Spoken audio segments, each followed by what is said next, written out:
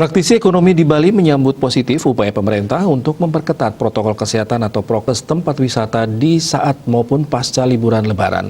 Penertiban prokes tempat wisata yang melanggar aturan termasuk melebihi kapasitas pengunjung, yaitu melebihi 50% rentan berpotensi menambah kasus baru dan klaster baru COVID-19.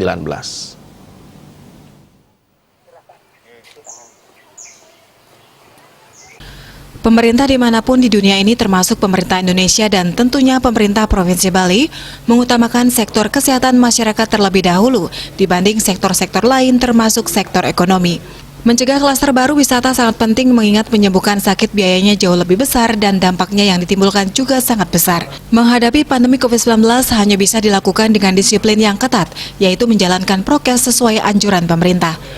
Jika tidak demikian, maka sampai kapanpun pandemi akan sulit sirna dan berdampak pada pertumbuhan ekonomi daerah. Oleh karenanya, agar geliat ekonomi tetap jalan, masyarakat luas harus bisa hidup dengan kebiasaan baru dalam setiap aktivitas, seperti membiasakan diri memakai masker dimanapun berada.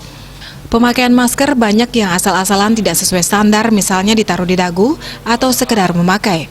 Padahal virus ini masuknya lewat mulut dan lubang hidung.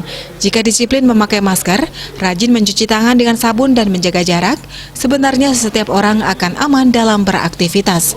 Sementara itu, pemerintah Provinsi Bali telah mengantisipasi kasus penularan COVID-19 melonjak saat arus balik. Satgas COVID-19 melakukan screening dengan ketat di pintu-pintu masuk Bali. Bisnis Bali melaporkan.